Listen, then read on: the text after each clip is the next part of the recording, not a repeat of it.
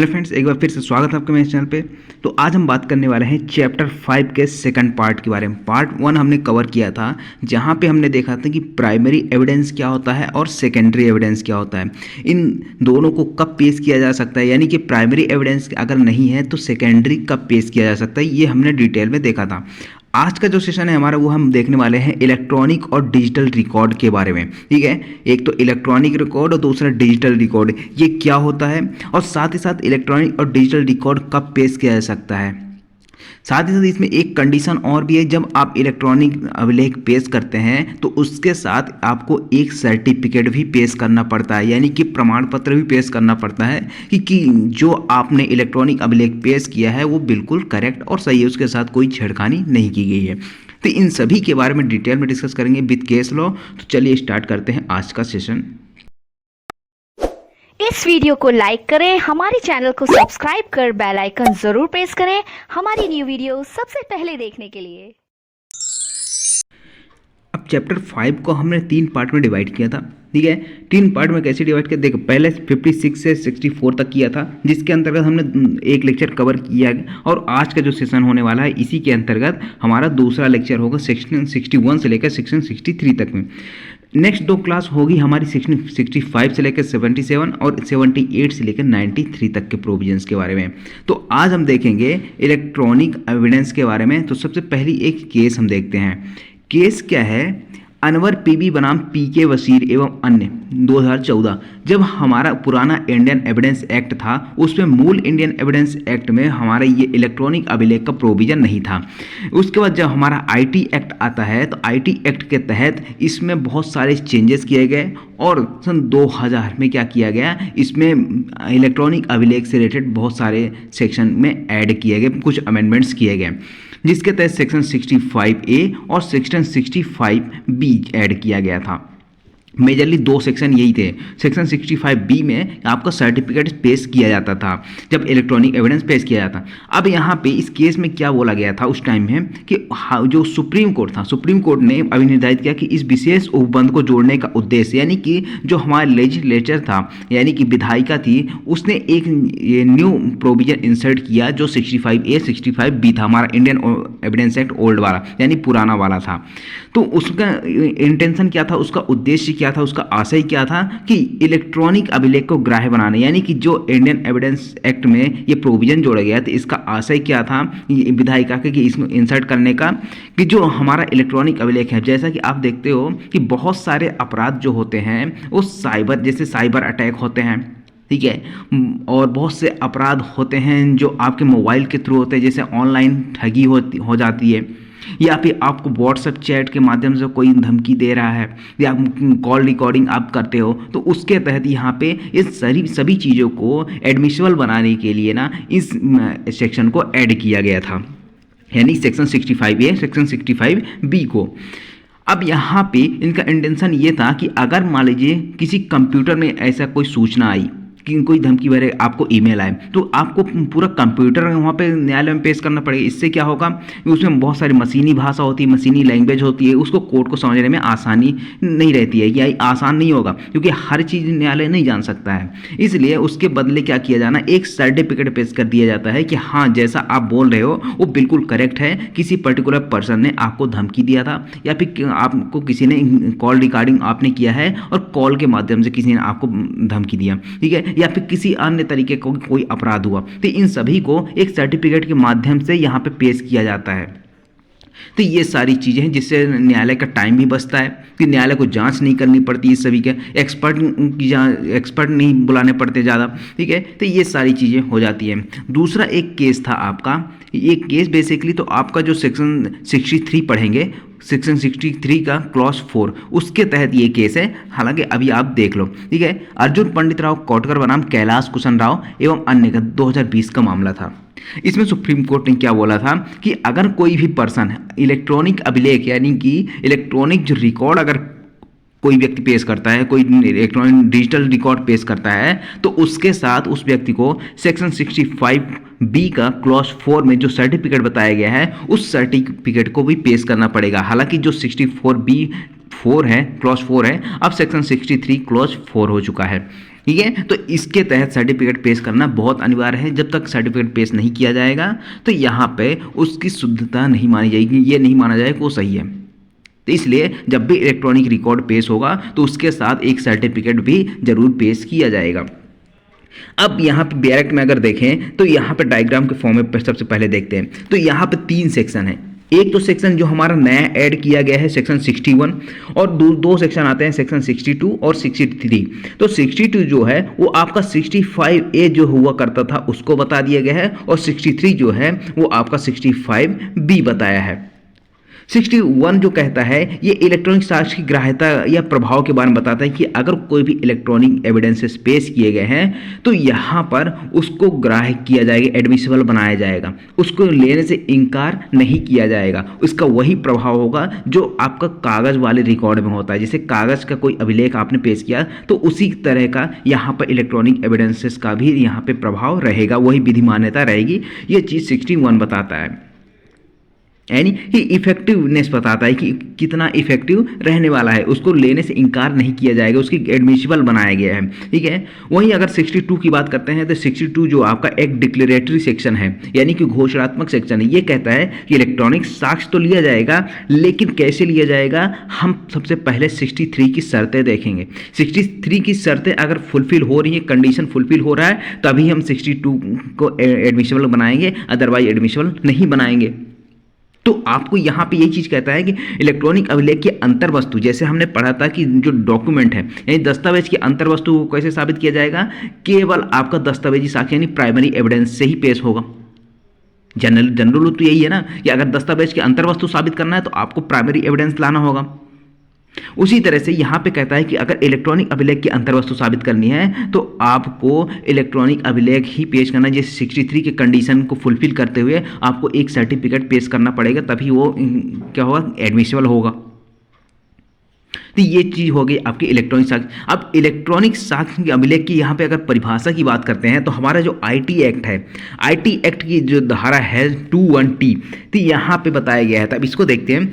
किसी इलेक्ट्रॉनिक रूप या माइक्रोफिल्म्स या कंप्यूटर उत्पादित सूक्ष्मिका में डाटा अभिलेख या उत्पादित डाटा भंडारित, प्राप्त या प्रेषित प्रतिबिंब या ध्वनि प्रतिबिंब का मतलब कोई इमेज हो गया, यानी कोई फोटोग्राफ्स हो गया, उसके बारे में बात करता है। इसी को अगर इंग्लिश में बात करें तो electronic records means data record और डाटा जनरेटेड, या तो आपका डाटा रिकॉर्ड किया गया होगा, या जैसे आप देखते हो ना कॉल रिकॉर्डिंग्स होती है वो रिकॉर्ड किया गया हो, या फिर डाटा कोई जनरेट किया गया हो, कोई सृजित किया गया हो, कोई बनाया गया हो, जनरेट किया गया होगा, या आपकी कोई इमेज है, कोई फोटो है, कोई साउंड है यानी कोई वॉइस है, उसको स्टोर किया गया होगा यानी कि भंडारित किया गया हो किसी कंप्यूटर प्रोग्राम में, या फिर मोबाइल फ़ोन में हो सकता है, किसी डिवाइस में हो सकता है, या फिर उसको रिसीव किया गया है कहीं से, या फिर उसको कहीं भेजा गया है।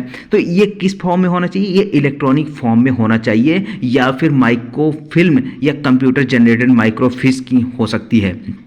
अब यहाँ पे देखिए माइक्रोफिश क्या होती है। माइक्रोफिश क्या होती है, एक पारदर्शी फिल्म से बना एक कार्ड होता है, ठीक है, यानी कि एक कार्ड की तरह बनाया जाता है जिसका उपयोग क्या किया जाता है, मुद्रित जानकारी को छोटे रूप में संग्रहित करने के लिए किया जाता है। कार्ड को पढ़ने के लिए माइक्रोफिश रीडर मशीन लेंस के नीचे रखा जाता है जो इसे बड़ा कर देता है। यानी कि एक पारदर्शी फिल्म एक कार्ड होता है, जो माइक्रोफिश होता है वो एक कार्ड की तरह होता है जिसमें बहुत छोटे छोटे शब्द टाइप के लिखे होते हैं, छोटे छोटे इमेजेस होते हैं। उसको देखने के लिए क्या किया जाता है, एक मशीन आती है, कौन सी, माइक्रोफिश रीडर मशीन, उसमें एक लेंस के नीचे इसको रखा जाता है और वो क्या कर देता है, उसको बड़ा करता है और उसके माध्यम से इसे उसको पढ़ा जाता है, देखा जाता है।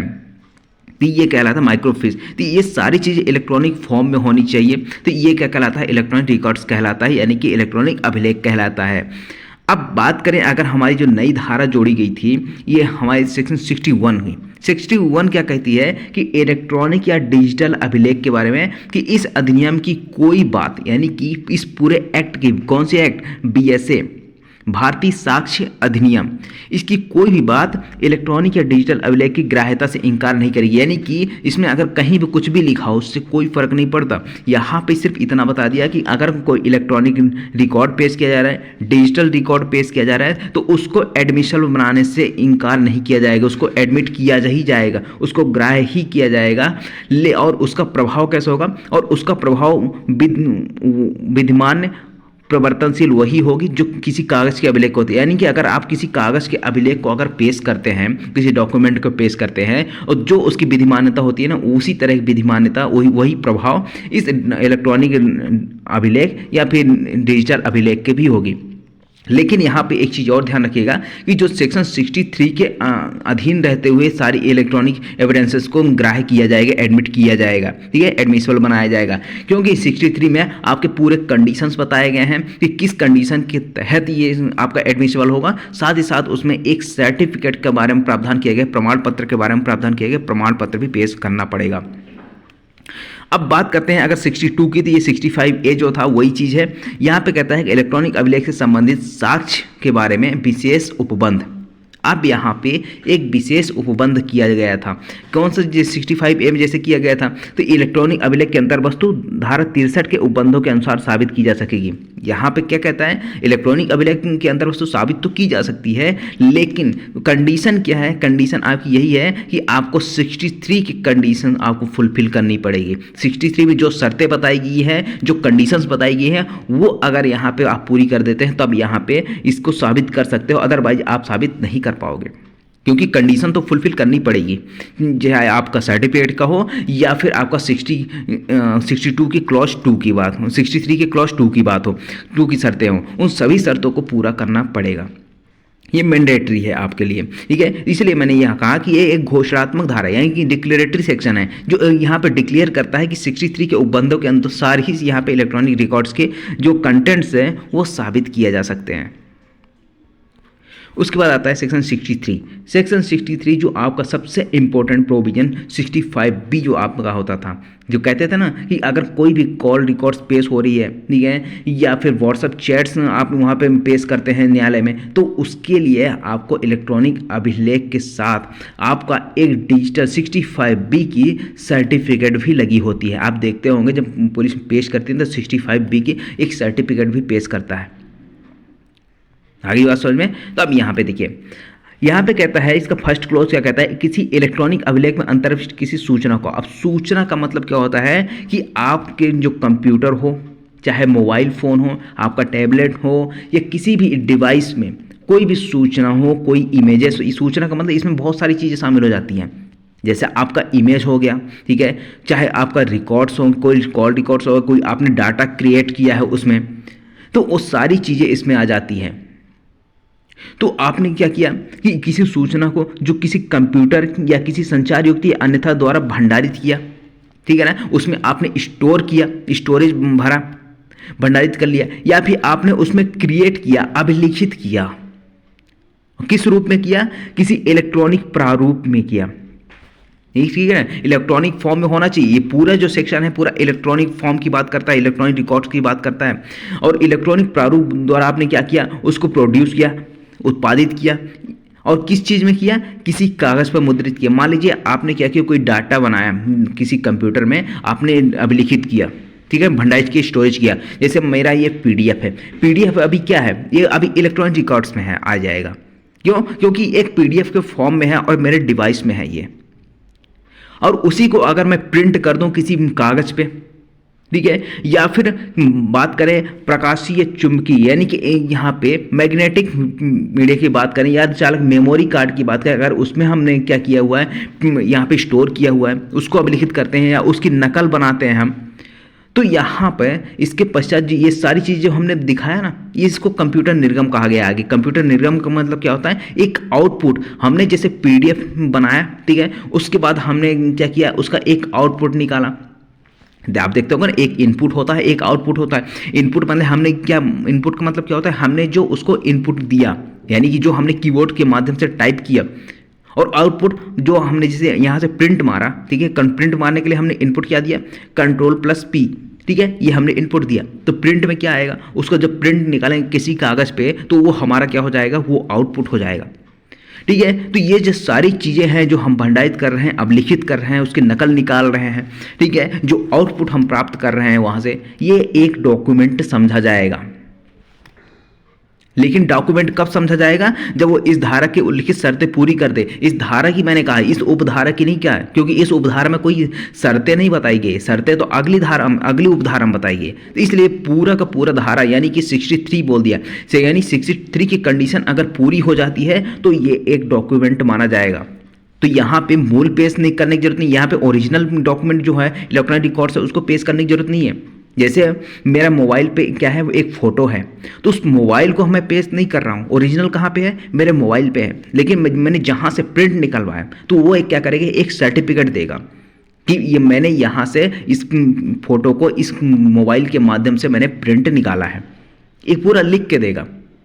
ठीक है, कि पेन ड्राइव से लिया है या कहाँ से लिया है, वो पूरा क्या करेगा, एक लिख के सर्टिफिकेट बना के देगा। तो मैंने ओरिजिनल तो पेश नहीं किया, सिर्फ एक फ़ोटो पेश किया है, तो फोटो क्या हो जाएगा, एक इलेक्ट्रॉनिक रिकॉर्ड तो हो जाएगा, बट मूल पेश किए बिना ही उसको एडमिट किया जा सकता है, एडमिसिबल बनाया जा सकता है, ये एविडेंस में एडमिसिबल होगा। ये आपको समझ में आया? ठीक है, अब बात करें अगर यहाँ पे उपधारा 2 की, तो यहाँ पे शर्तें बताता है। शर्तें क्या बताता है, अब इसमें कंडीशन क्या बताई गई है, देखिए कंप्यूटर निर्गम यानी कि जो आउटपुट हमने निकाला, ठीक है, चाहे भंडारित किया हो चाहे कुछ भी किया हो, उसका जो आउटपुट है हमने निकाला है, उसके लिए वर्णित जो शर्तें होंगी वो कौन कौन सी होगी। तो पहली शर्त क्या है, ये कहता है कि जब हमने जो सूचना स्टोर की थी, जो आउटपुट हमने स्टोर किया था, जो आउटपुट हमने निकाला था, जिस कंप्यूटर के माध्यम से निकाला था, जिस डिवाइस के माध्यम से लिया था, वो डिवाइस जिस टाइम पे हमने ये सूचना बनाई थी उस टाइम पे क्या होनी चाहिए, वो कंप्यूटर जिससे वो हमने प्रोड्यूस किया है उस अवधि के दौरान नियमित रूप से उपयोग में था। यानी कि जो कंप्यूटर था, जिस कंप्यूटर में हमने डाटा स्टोर किया था, जिस कंप्यूटर से हमने प्रिंट निकाला, उस टाइम पे वो क्या होना चाहिए, वो वर्किंग कंडीशन में होना चाहिए वो डिवाइस। दूसरी चीज कहता है कि ऐसी सूचना उक्त अवधि के दौरान सामान्य अनुक्रम में नियमित रूप से सृजित की भंडारित की जाती रही हो, यानी कि समुचित रूप से यहाँ पे उसमें डाटा स्टोर किया जाता रहा होगा। यानी कि जैसे डाटा हमने स्टोर किया, जैसे जिस डाटा का हमने आउटपुट निकाला था, उस तरह की कई डाटा हमने सामान्य अनुक्रम में क्या करते थे, उसे नियमित रूप में उस कंप्यूटर में या उस डिवाइस में हम क्या करते थे, स्टोर करते थे, प्रिंट निकालते थे, साथ ही साथ उसमें उसका स्टोर किया हुआ जो था उसको हम किसी को भेजते थे, ठीक है, या उसमें रिसीव होता था डाटा। तो ये सारी चीज़ नियमित रूप से होनी चाहिए। तीसरा कहता है कि उक्त अवधि में कंप्यूटर समुचित रूप में कार्य कर रहा हो, यानी कि ऐसा नहीं है कि पर्टिकुलर कोई इंसिडेंट ही उस टाइम पे उसमें रिकॉर्ड हो, जैसे सीसीटीवी है, ठीक है, सीसीटीवी में क्या होना चाहिए कि पर्टिकुलर उस सामान्य अनुक्रम में वो कार्य कर रहा हो, समुचित रूप से कार्य कर रहा हो। ऐसा नहीं है कि किसी पर्टिकुलर इंसिडेंट को ही वो रिकॉर्ड करे, बाकी का ना तो उसके पहले का हो कुछ रिकॉर्डिंग, ना उसके बाद का हो। ये क्या हो जाएगा, ये तो एक कॉन्स्पिरेसी टाइप की हो जाएगी कि आपने षड्यंत्र रचा सिर्फ इसी इंसिडेंट के लिए सीसीटीवी लगाया। नहीं, इसके पहले क्या होना चाहिए, इसके पहले से ये सीसीटीवी लगा होना चाहिए और वहाँ पे पहले भी बहुत सारे इंसिडेंट रिकॉर्ड होने चाहिए, यानी सामान्य अनुक्रम में नियमित रूप से उसमें भंडारित की जाती रही हो जो सूचना है या कंप्यूटर जो आउटपुट हमने पेश किया है। तो ये चीज़ हो गई। फोर्थ पॉइंट कहता है कि उक्त क्रियाकलाप सामान्य अनुक्रम में किया गया, यानी कि जनरल कोर्स ऑफ बिजनेस में किया गया हो, ठीक है ना, ऑर्डिनरी कोर्स ऑफ बिजनेस में होना चाहिए क्रियाकलाप जो हमने रिकॉर्ड किया, जो स्टोरेज किया, जो सूचना, जो कंप्यूटर आउटपुट है, वो सारी चीज़ें एक कुल कहने की बात यह है कि यहाँ पे जो कंप्यूटर था जिसमें हमने स्टोर किया, जिससे हमने प्रिंट लिया, जिससे हमने उसमें डाटा का प्रसंस्करण किया, ये सारी चीज़ें जब हम कर रहे थे उस टाइम पे जो कंप्यूटर था वर्किंग कंडीशन में रहना चाहिए, ठीक है, इतना याद रखिएगा। अब तीसरा आता है, तीसरा कहता है कि जब हमने डाटा स्टोर किया है, फिर जो डाटा हमने बनाया, वो डाटा चाहे हम एक कंप्यूटर में बनाएं या एक से अधिक कंप्यूटर में उसको बनाते हैं या फिर उसको स्टोरेज करते हैं, यानी कि हो सकता है कुछ जो डाटा है हमने एक कंप्यूटर में स्टोर किया और कुछ डाटा हमने दूसरे कंप्यूटर में स्टोर किया। जैसे ईमेल होता है, ठीक है, ईमेल के माध्यम से हमने कुछ डाटा यहाँ से एक साथ दूसरे साइबर कैफे से उसमें भेजा और कुछ ईमेल हमने दूसरे साइबर कैफे से भेजा, भले अलग अलग स्थान से, भले अलग अलग साइबर कैफे से हमने डाटा को स्टोर किया हो या फिर भेजा हो, कुछ किया हो, लेकिन उसको माना क्या जाएगा, माना जाएगा कि हमने एक ही कंप्यूटर या संचार युक्त साधन से उसको हमने क्या किया है, स्टोर किया हुआ है, एक ही कंप्यूटर का माना जाएगा वो। फोर्थ पॉइंट कहता है कि इलेक्ट्रॉनिक साक्ष्य के साथ हमेशा क्या है, इस बात का प्रमाण पत्र चाहिए। अब यहाँ पे एक सर्टिफिकेट की बात करता है, सर्टिफिकेट भी पेश होगा। सर्टिफिकेट किस चीज़ का पेश होगा कि जो हमने रिकॉर्ड पेश किया है, जो इलेक्ट्रॉनिक रिकॉर्ड हमने पेश किया है उसकी पहचान क्या है, यानी कि किस रीति से हमने उसका उत्पादन किया है, किस रीति से हमने उसको प्रोड्यूस किया है, पेन ड्राइव के माध्यम से किया है, मेमोरी कार्ड के माध्यम से किया है, या फिर किस तरीके से किया है। ठीक है, तो ये सारी चीज़ें, उसका मैनर, उसकी रीति लिखनी होगी कि जैसे हमारा जो सूचना आई है वो इंस्टाग्राम के माध्यम से, व्हाट्सएप के माध्यम से आई है, या फिर किसी अन्य वेबसाइट के माध्यम से आई है, कहाँ से आई है, उसकी पहचान क्या है, वो सारी चीज़ लिखनी होगी। दूसरा चीज़ इसमें कहता है कि ये बात भी उल्लेख करना होगा कि कंप्यूटर से अभिलेख सूचित किया गया था किसमें भंडारित था। अब यहाँ पे जो सूचना था, कौन से कंप्यूटर में कौन से ऑपरेटिंग सिस्टम यूज होता था, ठीक है, वहाँ पे कौन सा विंडो था, क्या था, अब ये सारी चीज़ें उसमें लिखनी होगी। उसके बाद आता है उपधारा 2 की शर्तों के विषय में भी कि वह कंप्यूटर नियमित रूप से क्या। उपधारा 2 में हमने पढ़ा कि जो कंप्यूटर था नियमित रूप से वर्किंग कंडीशन में रहना चाहिए, तो उसको भी उल्लिखित करना होगा कि वो वर्किंग कंडीशन में था। तो ये सारी चीज़ें यहाँ पे ये लिखना होगा उस सर्टिफिकेट में। जब सर्टिफिकेट ये बन जाएगा तो उसमें उसको क्या करना होगा, हस्ताक्षरित करना होगा। एक सर्टिफाइंग अथॉरिटी होती है, उसको भी यहाँ पे हस्ताक्षर करेगा। ये बात हो गई। अब बात करते हैं अगर फिफ्थ पॉइंट की। फिफ्थ पॉइंट यहाँ पे छोटा सा है, ठीक है ना। एक पॉइंट यहाँ पे इंपॉर्टेंट है। यहाँ पे कहता है कि सूचना किसी कंप्यूटर या संचार की युक्ति प्रदान की गई समझी जाएगी यदि वो किसी समुचित रूप से बताएगी। अब समुचित रूप से मतलब किस तरह से आपने उसका प्रिंट आउट लिया, ठीक है, किस तरीके से आपने जैसे मेमोरी कार्ड के माध्यम से दिया है या फिर पेन ड्राइव के माध्यम से लिया है, ये एक कंप्यूटर से दूसरे कंप्यूटर में भेजा है, किस तरीके से भेजा है, ये सारी चीज़ें आपको उसमें लिखना होगा। जब चाहे मानव हस्तक्षेप सहित हो या रहित हो, यानी कि आपको उसको किसी हस्तक्षेप के माध्यम से उसको निकाला है या मानव हस्तक्षेप के बिना ही किसी मशीनरी के माध्यम से उसको निकाला है, ये सारी चीज़ें आपको यहाँ पे उसमें लिखना होगा। तो ये है आपका एक इलेक्ट्रॉनिक डिजिटल रिकॉर्ड के बारे में। आई होप आपको ये पूरा समझ में आया होगा, ठीक है। तो मिलते हैं अगले लेक्चर में, तब तक के लिए बाय बाय।